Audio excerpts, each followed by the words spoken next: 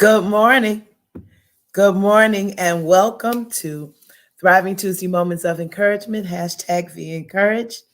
It is Black History Month 2022, and we're excited about being here with you on today. Why don't you come in and say hello? Let us know you are here. Good morning, Lady Clarice. Good to see you here. Today is an important topic for us to talk about. Some sadness has really motivated it. However, it's fitting for it to be on the first day of Black History Month, African American History Month. Carter Woodson's baby that he began so many years ago as just a week, and it has blossomed into a month. And never mind that it is the shortest month of the year because Black history is 365. Good morning, Miss Benson. Good morning, my sunshine. So today our discussion is on what it means to hold on and not give up. Over the weekend, some very sad news came through the airwaves, and then as social media began to get it, realizing that this person was connected to people that I knew, as Miss USA 2019 took her life over the weekend. Good morning, my Amy. And it just made me realize that pandemic, as well as existing mental health issues and the stigma of mental health in our community, as in the African American community on this African American History Month first day, that those things have come together to create a perfect storm in the lives of African American people. There was a time when you never heard, it might have happened, but you never heard of African Americans taking their lives. But that has changed. We have got to embrace some mental health. We are, excited about the fact that we're dealing with it at the church that I'm blessed to serve as a Bible study during this month and next. But we've got to get to a place where we learn the tools to help us to not give up, to hold on and to not give up. It's not just that blanket, we hold on, we're strong, because we're not. We're not always strong. We're not always able to navigate everything that comes our way. Some things are difficult to navigate, but that don't give up and that hold on is based on using and utilizing good practices to be able to hold on and to not give up. Yes, Jesus is real, and I'm grateful for Jesus in our lives, and that we can pray and that we can read scripture. Gonna do some in just a moment. But at the end of the day, if you need Jesus and a therapist, get Jesus and a therapist, because we've got to put in place some tools to help us. Good morning, my joy. To help us to withstand the storm. And we're in a perfect one. We're in what we would call a perfect storm. Pandemic on one side, mental health issues that are finally coming to light. So people are beginning to open their eyes to some things that they've been watching for years and years and years. People that they just dismissed as thrown off really had some mental health issues. Good morning, my brother. And so we've got to face these things and realize that the best way for us to hold on and to not give up is to do the things that are going to help us be better, that are going to help us stay stronger, and that are going to help us not pretend that we're strong when we're weak, because that's when we fall out of consistency in our lives. That's when we begin to suffer with what we call depression. And all of those things come when we don't face what we're dealing with, that we don't face the struggles we're going through. I'm not saying face them so that you can give in to them. I'm not. I don't believe in giving in to them. I'm a firm believer that no matter how bad today is, tomorrow's coming. And if tomorrow is bad, tomorrow's coming. I live that principle of tomorrow has got to be better. I believe, I truly stand on, I'm convinced that better days come. And sometimes it's not the whole day. Sometimes you just need an hour, a good hour, and that'll give you what you need to hold on. But far too often we hold it in. We put on this smile. We put on a happy face. We say, I'm good. I'm too stressed to be blessed. I mean, I'm too blessed to be stressed, which is really what we really mean is the opposite. But we say all of these things and we make these proclamations about who we are and that we got this thing all together. But in the recesses of our minds and in the darkness of night, we are struggling with sleep. We're struggling with trying to figure out in minds that never shut off. We're struggling with depressive thoughts. And so facing it means that we can work on it. Okay. John Lewis, James Baldwin said, you may not be able to fix everything you face, but you definitely can't fix it if you never face it.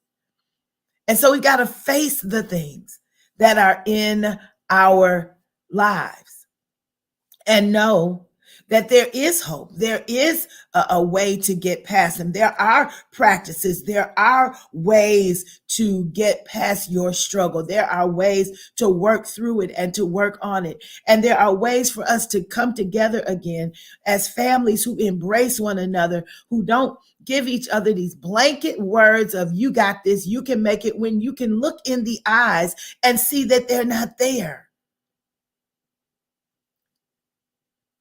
Let's look at the seriousness of where we are. That young lady was beautiful. And by all standards, she should have had the world on a string, wrapping it around her finger. But she did not feel she could stay here. And so we've got to recognize that we've got to love each other better. We've got to help each other with the tools to survive. And yes, that is faith. Yes, it is our faith.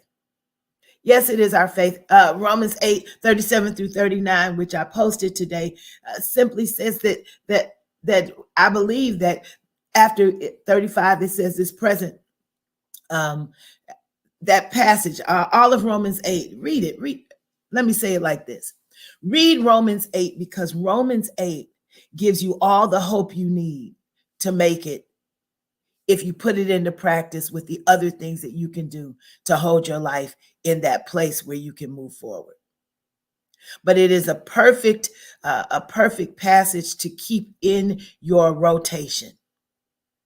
So near the end of it, it says that neither death nor height nor things past or present can separate us from the love of God, which in Christ Jesus.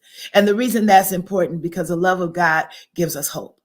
And when we have hope and we can't be separated from hope, then we have a way to hold on while we do the other things we need to do in order to be stronger, in order to face our struggles, to move forward, to deal with our grief.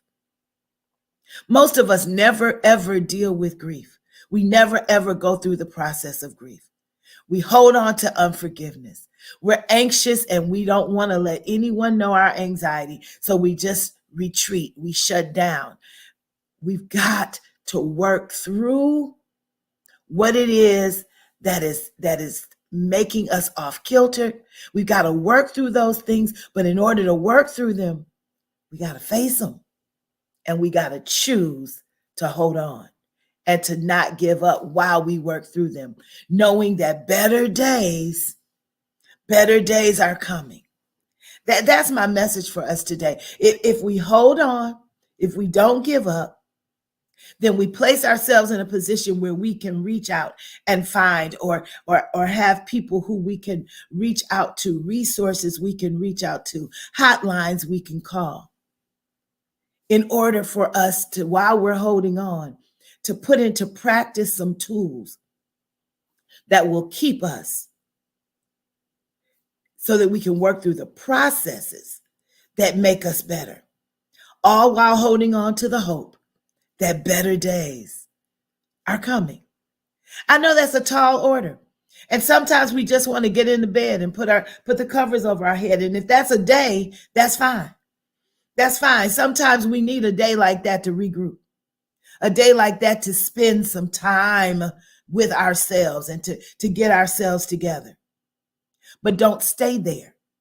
Don't stay in that place, and have some accountability people who are in your life that if you go 2 days without them connecting with you, that they're ready to come and find out what's going on with you. We have to know that we're not an island, and we cannot do this by ourselves. We've got to have people we're connected to who will hold us accountable for life and for living. Talk to the young people in your life. Don't let them retreat into social media where they never have a conversation, where they never ask you questions, where you never ask them questions. Retreating into social media it means that they retreat into their heads and into their hands. And you don't know where they are. It's imperative, as a faith community, as those who believe in the power of prayer, as those who are just loving, caring individuals who love the people in their lives and in their families, we must, African American community, embrace our struggle in mental health. Don't give up. Don't give in to it. Don't say, oh, I just got a mental health issue, and act as if you don't have to work through it. But we've never been quitters.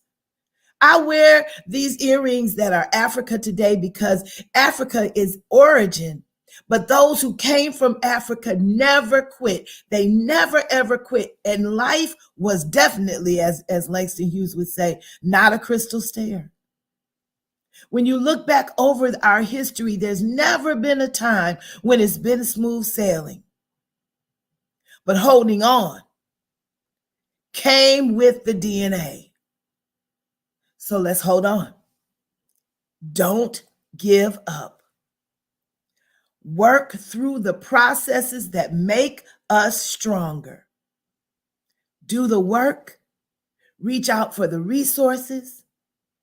Do what you can to help all of those you love.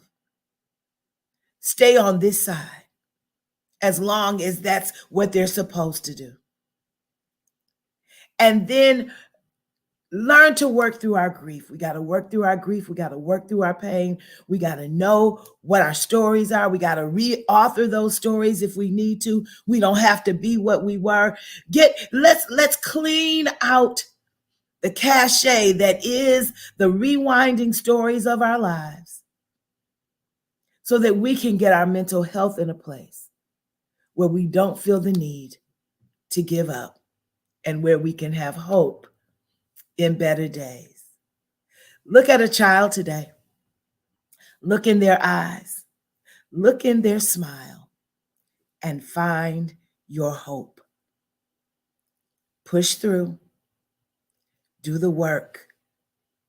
Embrace the challenge of mental health for you, for those you love, and your community. Hold on. Do not give up. Better days are coming. Be encouraged. May God bless you. Happy African American History Month. We still rise, and we will rise in mental health as well.